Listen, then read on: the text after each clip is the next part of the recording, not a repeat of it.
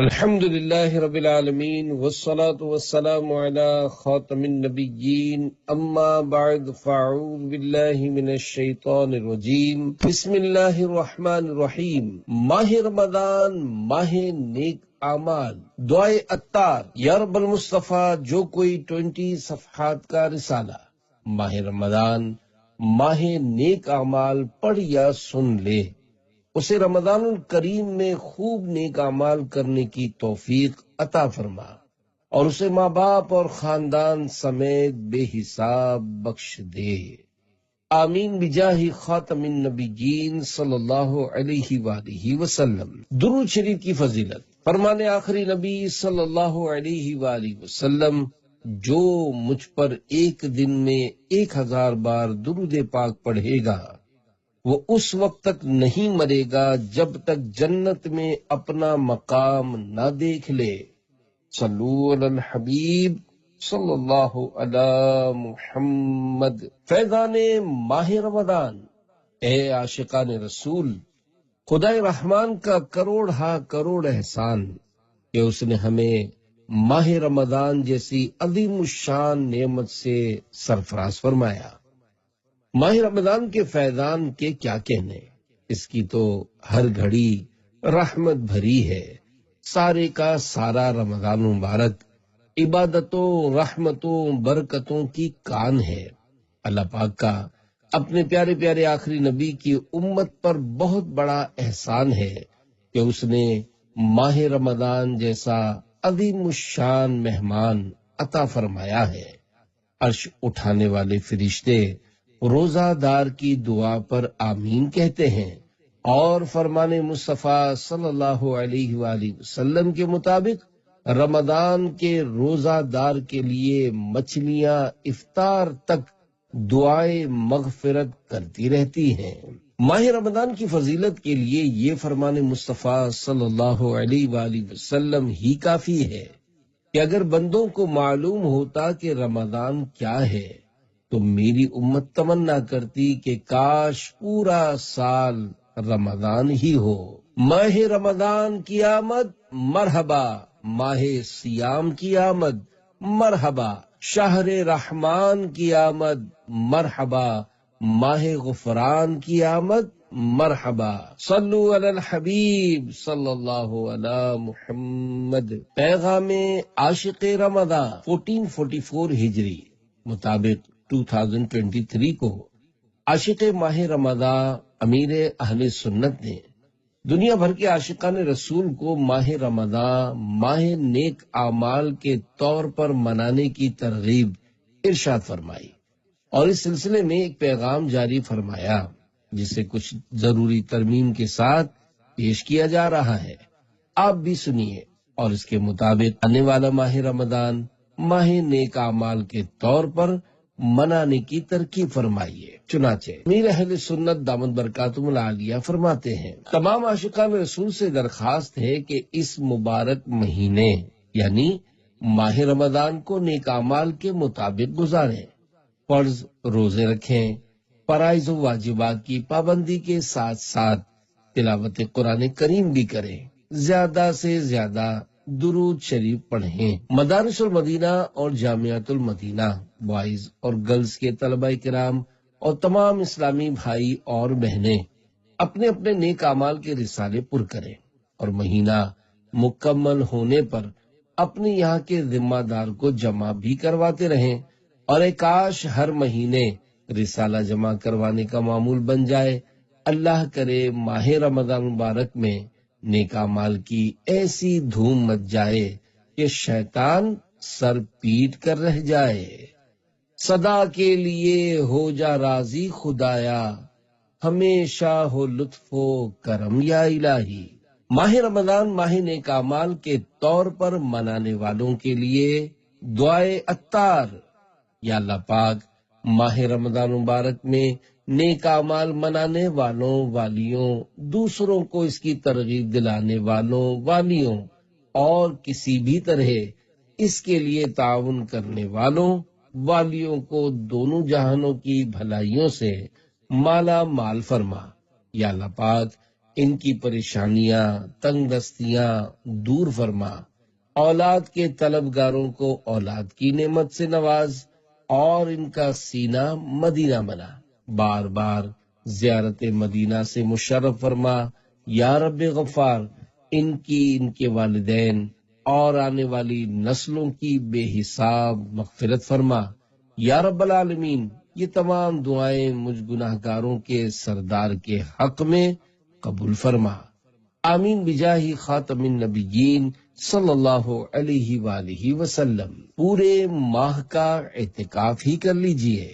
اے عاشقان رمضان، رمضان مبارک کی برکتوں کے کیا کہنے، یوں تو اس کی ہر ہر گھڑی رحمت بھری اور ہر ہر ساعت اپنے جلو میں یعنی اپنے ساتھ بے پایا برکتیں لیے ہوئے ہے، مگر اس ماہ محترم میں شب قدر سب سے زیادہ اہمیت کی حامل ہے۔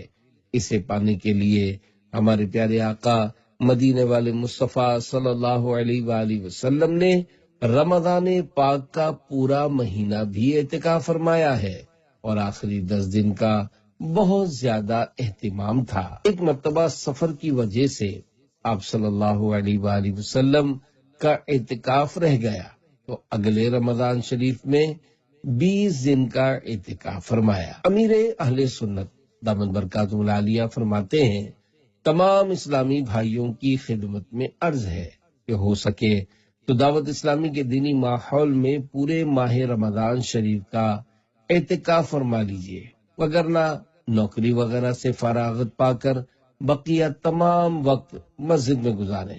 انشاءاللہ الکریم دنیا و آخرت کی بے شمار بھلائیاں ہاتھ آئیں گی۔ میری مدنی بیٹیاں اپنے اپنے گھر میں مسجد بیت میں اعتکاف کریں۔ مسجد بیت سے متعلق معلومات کے لیے مکتبۃ المدینہ کے رسالے گھریلو مسجد بنانا سنت ہے کا مطالعہ فرما لیجئے۔ عاشقوں کی دھن، اے عاشقان رمضان، یوں تو اعتکاف کے بے شمار فضائل ہیں، مگر اس شاق کے لیے تو اتنی ہی بات کافی ہے کہ آخری عشرے کا اعتکاف سنت ہے۔ حدیث پاک میں ہے، جس شخص نے ایمان کے ساتھ اور ثواب حاصل کرنے کی نیت سے اعتکاف کیا، اس کے پچھلے گناہ بخش دیے جائیں گے۔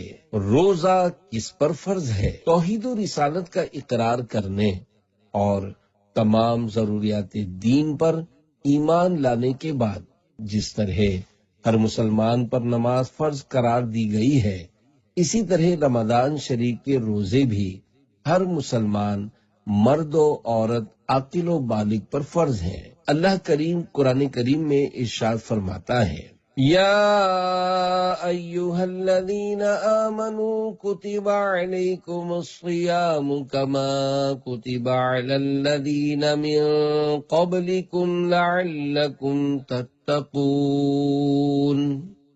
ترجمہ کنز العرفان۔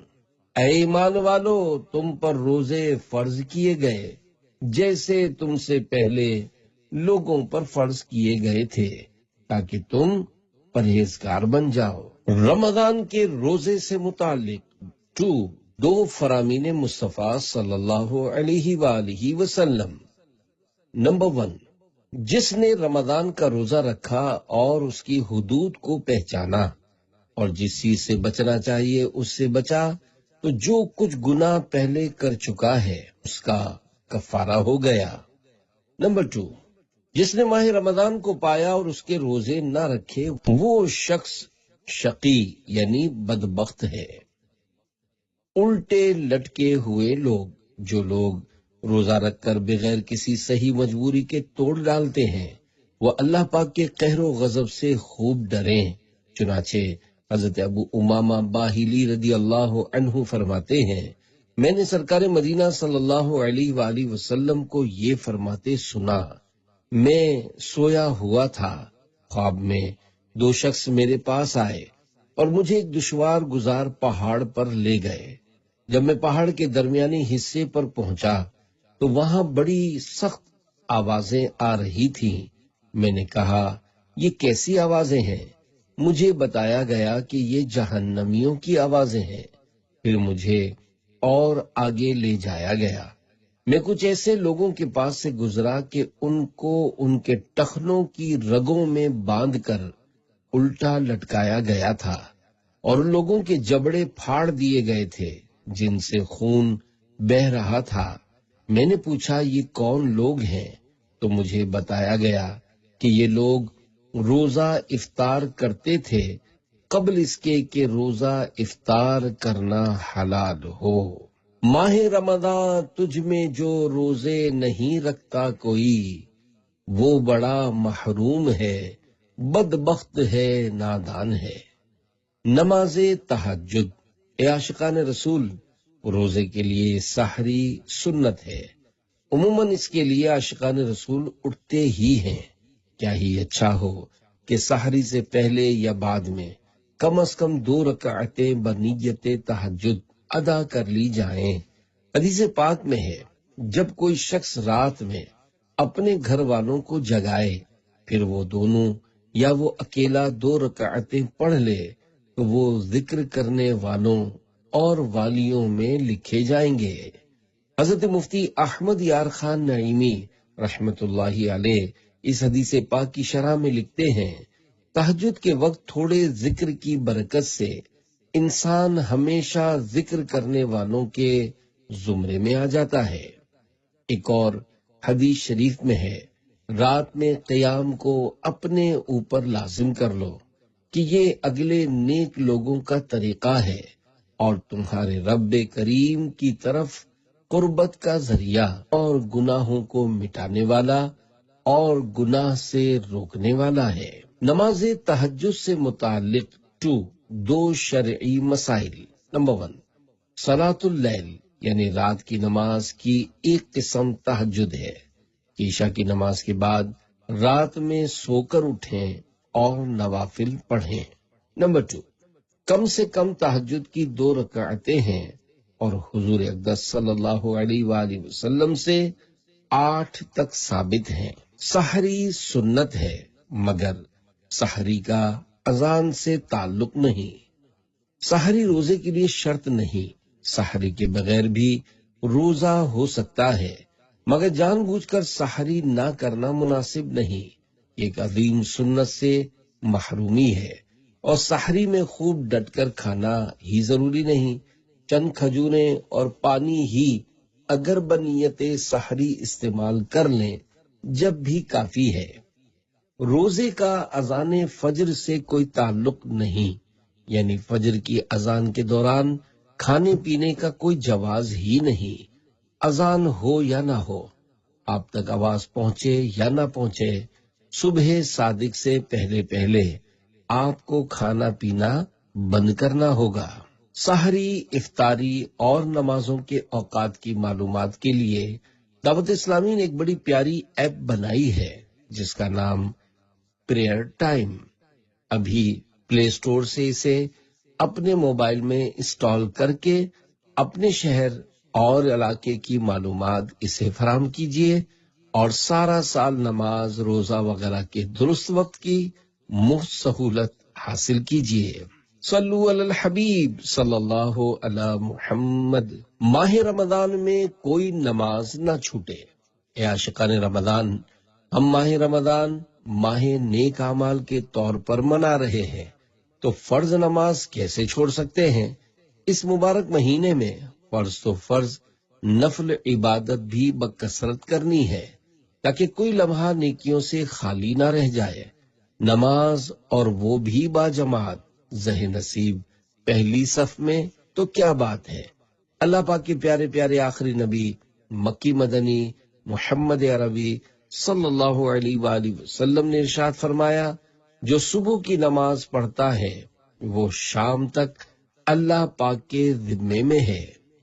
حضرت علامہ عبد الرؤف مناوی رحمت اللہ علیہ لکھتے ہیں، خاص صبح یعنی فجر کی نماز کا ذکر کرنے میں حکمت یہ ہے کہ اس نماز میں مشقت یعنی محنت ہے، اور اس پر پابندی صرف وہی شخص کر سکتا ہے جس کا ایمان خالص ہو، اسی لیے وہ امان یعنی پناہ کا مستحق ہوتا ہے۔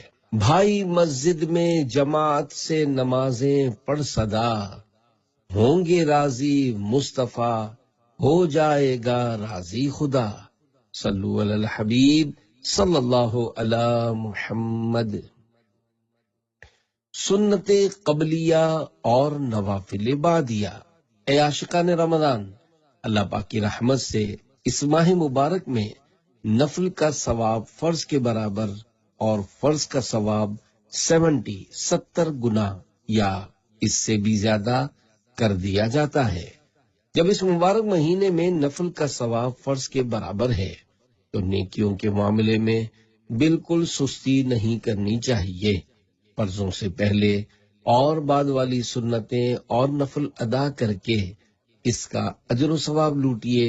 نبی کریم صلی اللہ علیہ وآلہ وسلم نے فرمایا، جو روزانہ فرائض کے علاوہ 12 رکعتیں ادا کرے گا اس کے لیے جنت میں ایک گھر بنایا جائے گا۔ 4 رکعتیں ظہر سے پہلے اور 2 رکعتیں ظہر کے بعد اور 2 رکعتیں مغرب کے بعد اور 2 رکعتیں عشاء کے بعد اور 2 رکعتیں فجر سے پہلے۔ میں 5 نمازیں پڑھوں با جماعت، ہو توفیق ایسی عطا یا الہی۔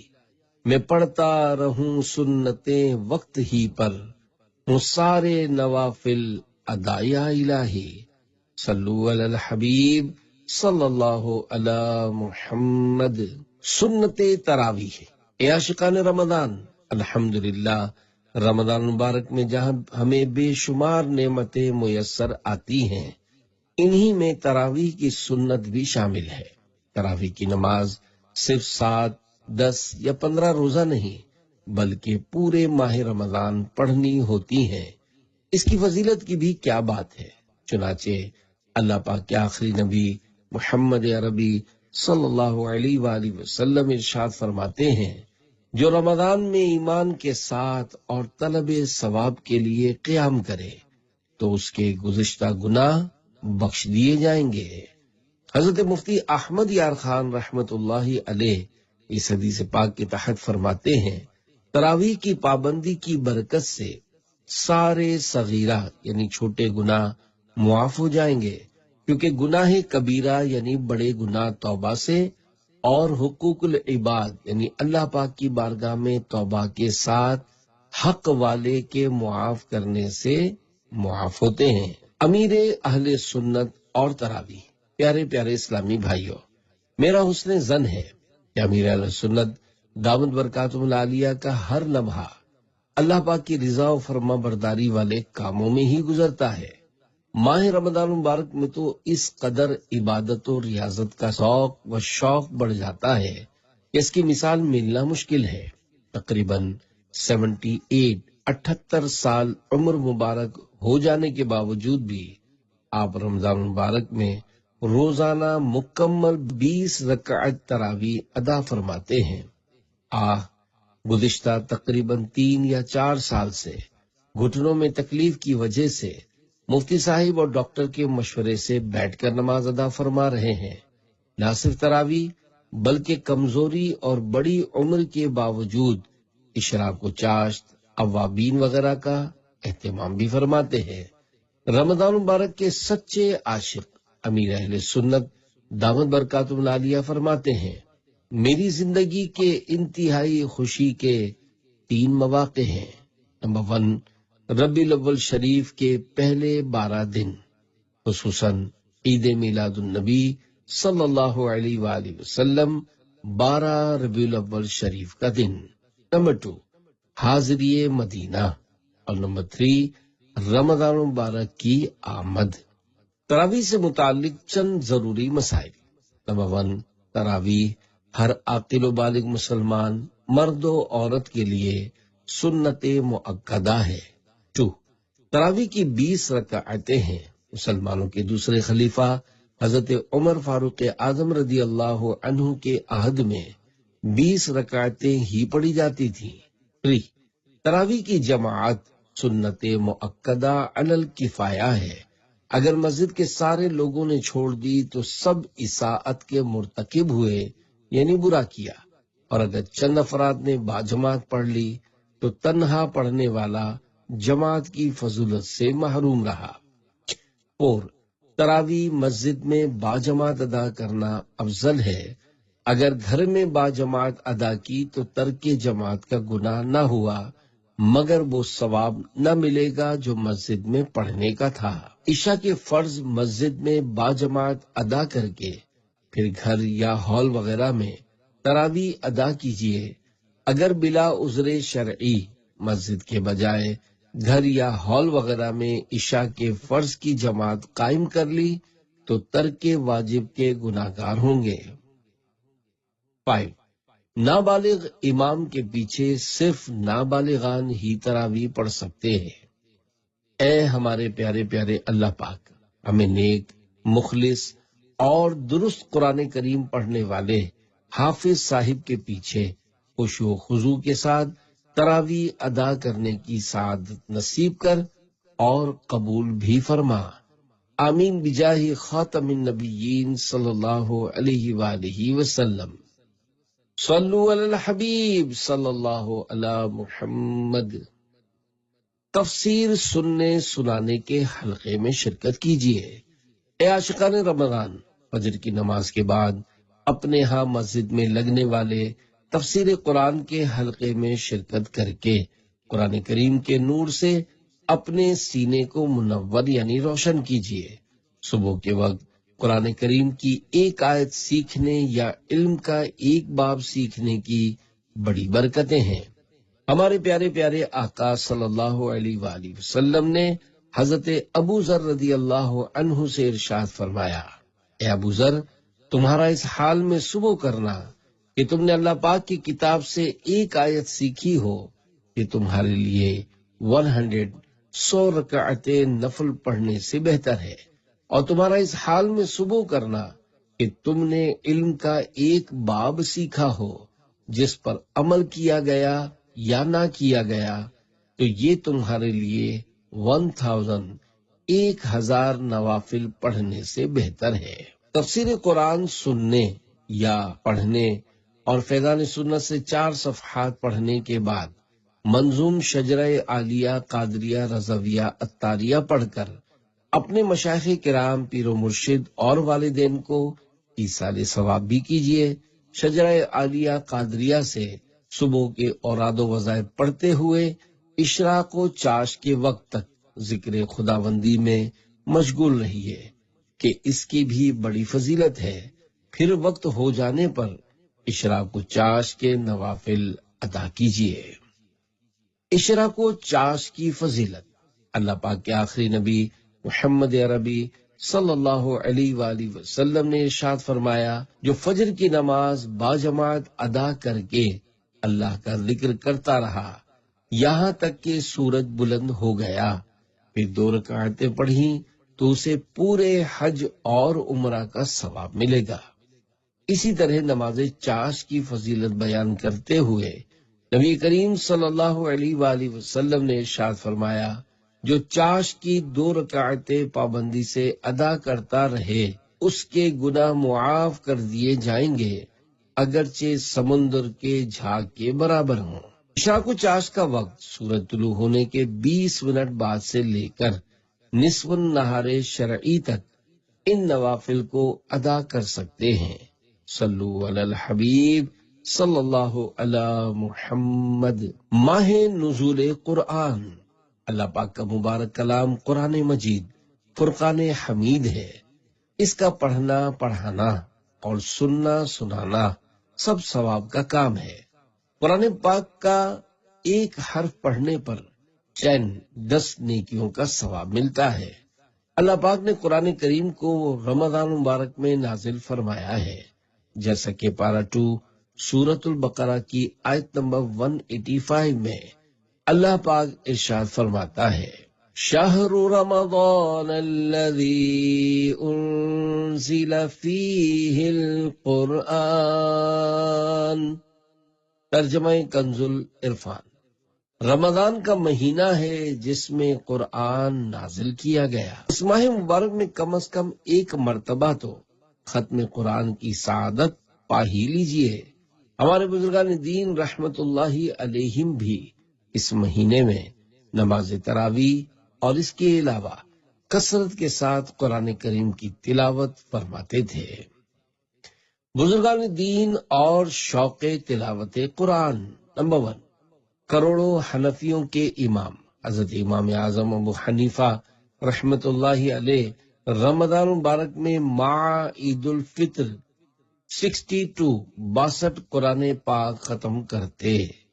2، کروڑوں شافیوں کے امام حضرت امام شافعی رحمت اللہ علیہ ماہ رمضان میں 60 قرآن پاک ختم کرتے تھے اور سب نماز میں ختم کرتے۔ 3، حضرت ابو اشہب رحمت اللہ علیہ بیان کرتے ہیں کہ حضرت ابو رجا رحمت اللہ علیہ رمضان مبارک میں ہمارے ساتھ حالت قیام میں 10 دنوں میں قرآن مجید ختم کرتے تھے۔ 4، حضرت سیدنا سلام بن ابی مطیع رحمت اللہ علیہ سے مروی ہے کہ حضرت سیدنا قتادہ بن دعامہ رحمت اللہ علیہ عام دنوں میں 7 راتوں میں 1 مرتبہ قرآن مجید ختم کیا کرتے، رمضان مبارک میں 3 راتوں میں اور آخری عشرے کی ہر رات میں 1 قرآن پاک ختم کرتے تھے۔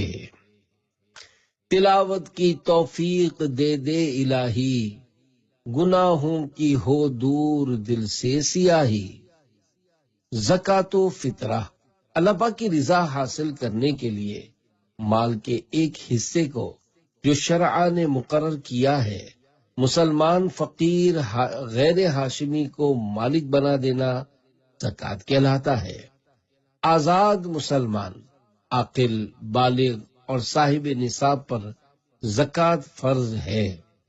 اللہ پاک نے قرآن کریم میں کئی مقامات پر زکوٰۃ ادا کرنے کا حکم دیا اور اس کی اہمیت بیان فرمائی ہے، جیسا کہ وَأَقِيمُوا الصَّلَاةَ وَآتُوا الزَّكَاةَ پارہ 1 سورہ بقرہ آیت 43 ترجمہ کنز العرفان، اور نماز قائم رکھو اور زکوٰۃ ادا کرو۔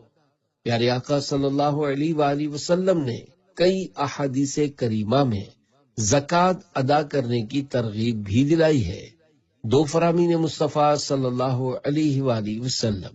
نمبر 1، تمہارے اسلام کا پورا ہونا یہ ہے کہ اپنے اموال کی زکوٰۃ ادا کرو۔ 2، اسلام کی بنیاد 5 چیزوں پر ہے، ان میں سے ایک زکوٰۃ ادا کرنا بھی ہے۔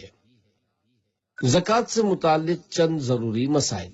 زکوٰۃ کی ادائیگی فرض ہے اور نہ دینے والا فاسق، جبکہ ادا میں تاخیر کرنے والا گناہگار اور مردود الشہادہ ہے، یعنی اس کی گواہی ناقابل قبول ہے۔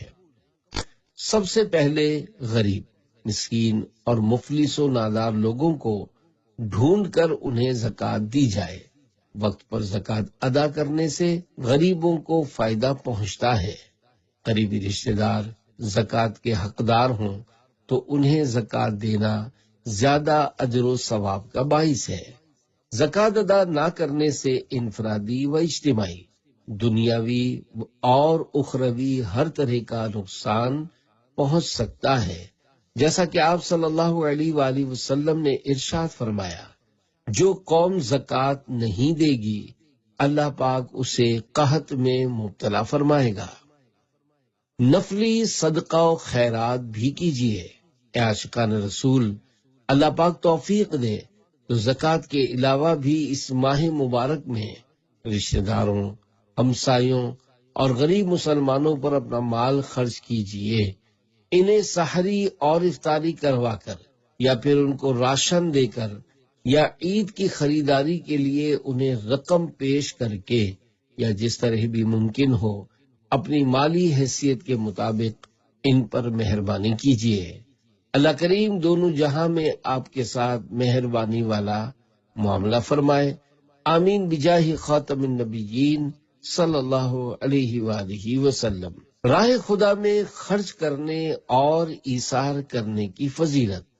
2 فرامین مصطفیٰ صلی اللہ علیہ وآلہ وسلم۔ نمبر 1، اللہ پاک ارشاد فرماتا ہے، اے ابن آدم، اپنا خزانہ یعنی صدقہ کر کے میرے حوالے کر دے، نہ جلے گا، نہ ڈوبے گا اور نہ چوری ہوگا۔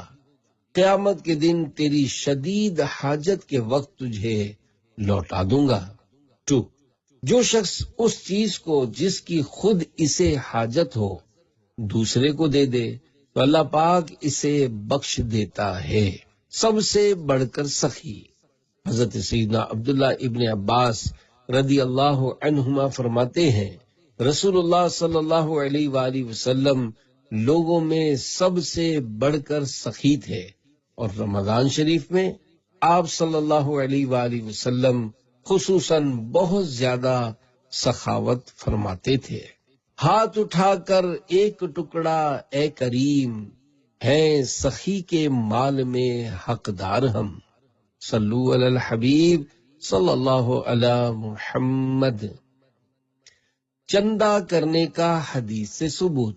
اے عاشقان رمضان، ماہ رمضان میں کی جانے والی نیکیوں میں سے ایک اہم نیکی دین کی خدمت کے لیے چندہ کرنا بھی ہے۔ خوش نصیب ہیں وہ عاشقان رسول جو رمضان شریف کے مبارک دن اور راتوں میں اللہ پاک کے دین کی مدد کے لیے چندہ کرتے ہیں۔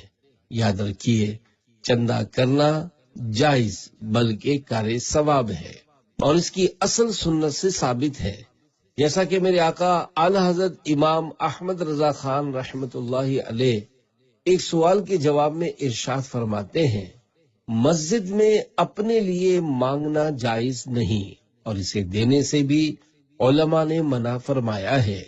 مزید کچھ آگے لکھتے ہیں، کسی دوسرے کے لیے مانگا یا مسجد خواہ کسی اور دینی ضرورت کے لیے چندہ کرنا جائز اور سنت سے ثابت ہے۔ مزید صفحہ 468 پر فرماتے ہیں، بھلائی کے کاموں کے لیے چندہ کرنا احادیث صحیحہ سے ثابت ہے۔ مالدار پر واجب نہیں کہ ساری مسجد اپنے مال سے بنائے۔ بھلائی کے کام میں چندہ کی تحریک بھلائی کی طرف رہنمائی ہے۔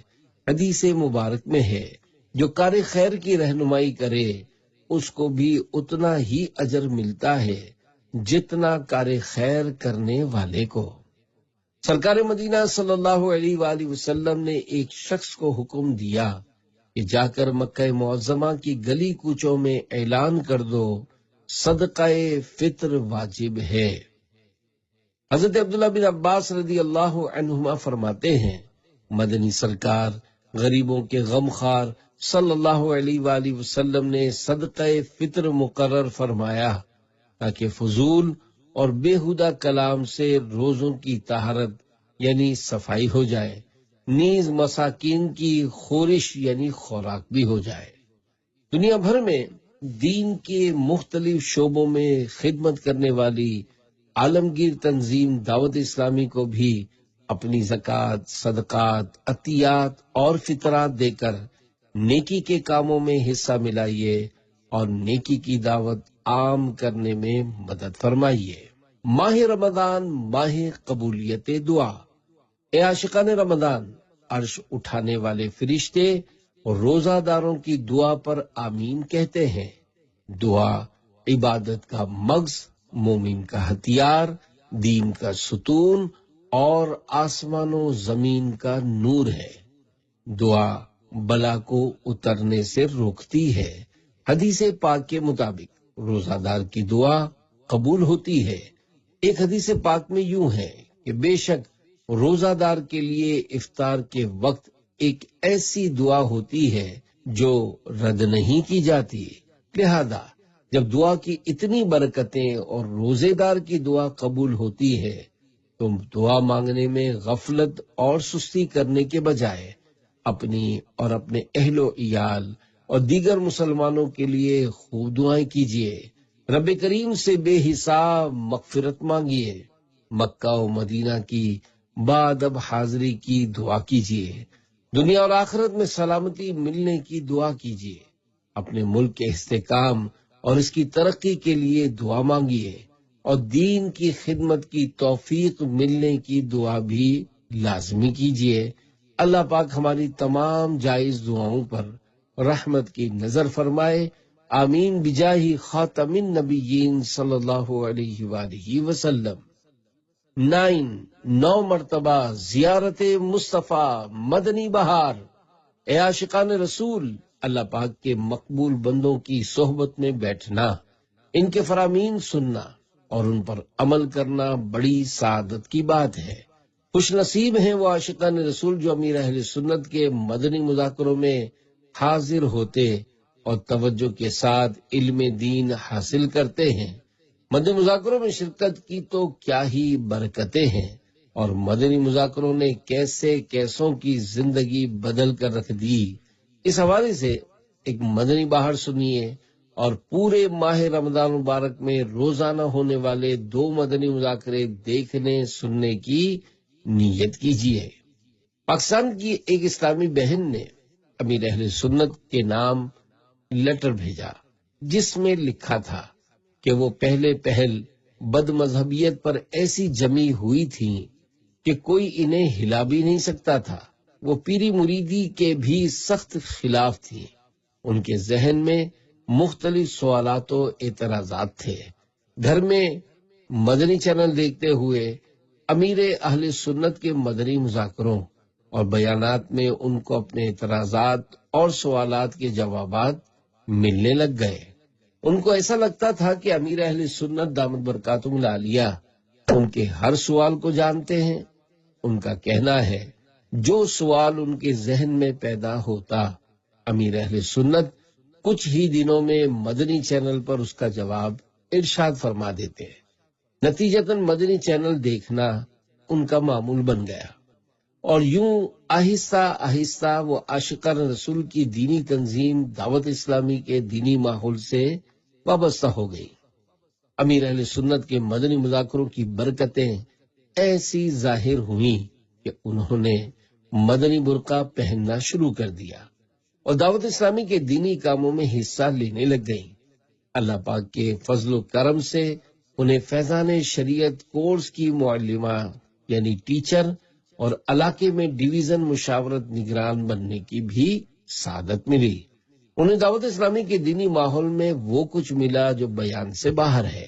وہ حلفیہ بیان دیتے ہوئے کہتی ہیں کہ انہیں خواب میں 9 مرتبہ اللہ پاک کے آخری نبی مکی مدنی محمد عربی صلی اللہ علیہ وآلہ وسلم کی زیارت نصیب ہوئی، جس میں 2 مرتبہ اس طرح دیدار مصطفیٰ صلی اللہ علیہ وآلہ وسلم ہوا کہ امیر اہل سنت بارگاہ رسالت صلی اللہ علیہ وآلہ وسلم میں حاضر تھے، اور حضور پاک صلی اللہ علیہ وآلہ وسلم امیر اہل سنت سے بہت خوش دکھائی دے رہے تھے۔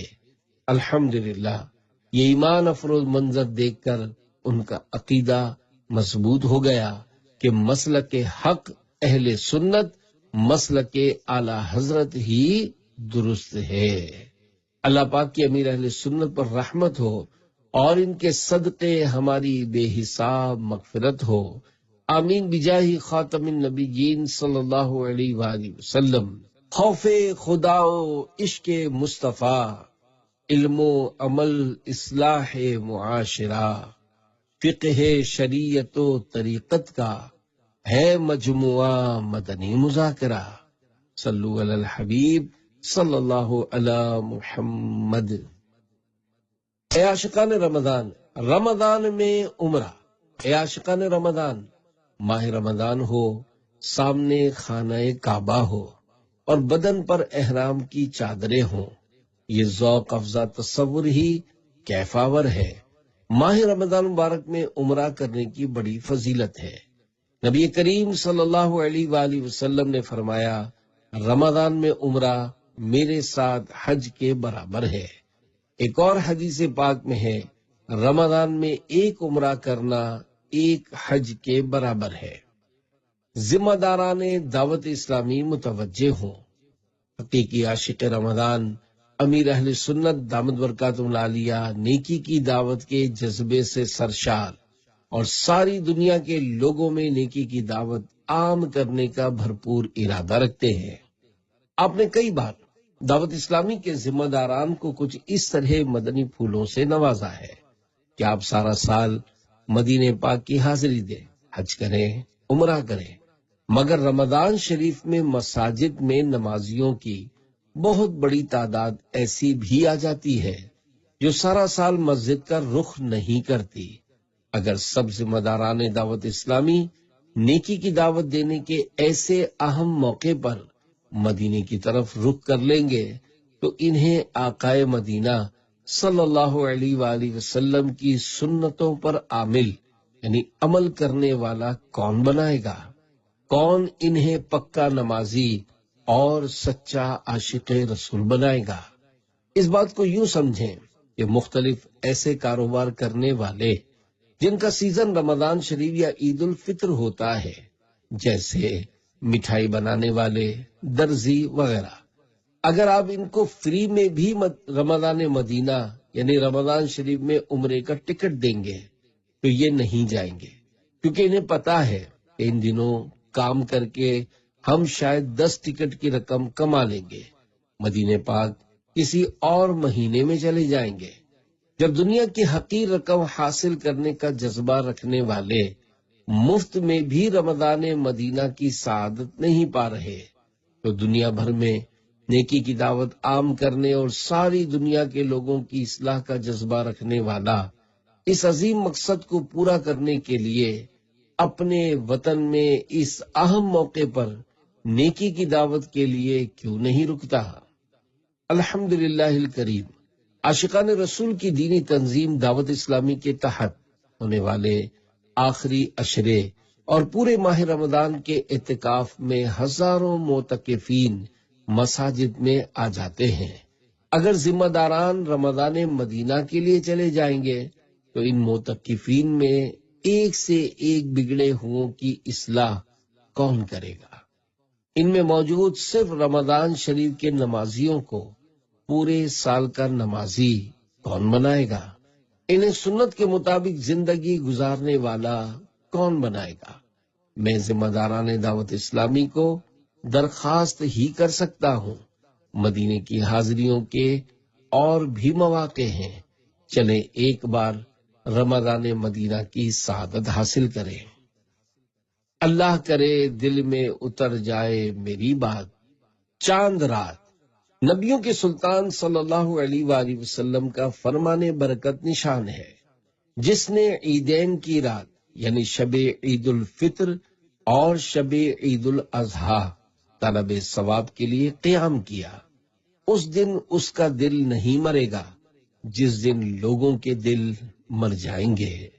پیارے پیارے اسلامی بھائیوں، لائق عذاب کاموں کا ارتکاب کر کے یوم عید کو اپنے لیے یوم وعید نہ بنائیے، اور یاد رکھیے لیس العید لمن لبس الجدید انما العید لمن خاف الوعید، یعنی عید اس کی نہیں جس نے نئے کپڑے پہن لیے، عید تو اس کی ہے جو عذاب الہی سے ڈر گیا۔ اے عاشقان رسول، رمضان شریف کی برکتوں کو زیادہ سے زیادہ سمیٹنے اور عید سعید کی حقیقی خوشیاں پانے کے لیے دعوت اسلامی کے عاشقان رسول کے ساتھ سنتیں سیکھنے سکھانے کے 3 دن، 12 دن، 1 ماہ اور 12 ماہ کے قافلوں میں سفر کیجیے اور دنیا بھر میں سنتوں کی دھوم مچائیے۔ الحمدللہ کئی معتکفین چاند رات فیضان مدینہ میں گزار کر راتوں رات یا صبح نماز عید ادا کر کے عاشقان رسول کے ساتھ قافلوں کے مسافر بنتے ہیں۔ آپ بھی سنتوں بھرا سفر اختیار کیجئے اور دعائے عطار سے خوب حصہ پائیے۔ خوب روتا ہے تڑپتا ہے غم رمضان میں، جو مسلمان قدردان و عاشق رمضان ہے۔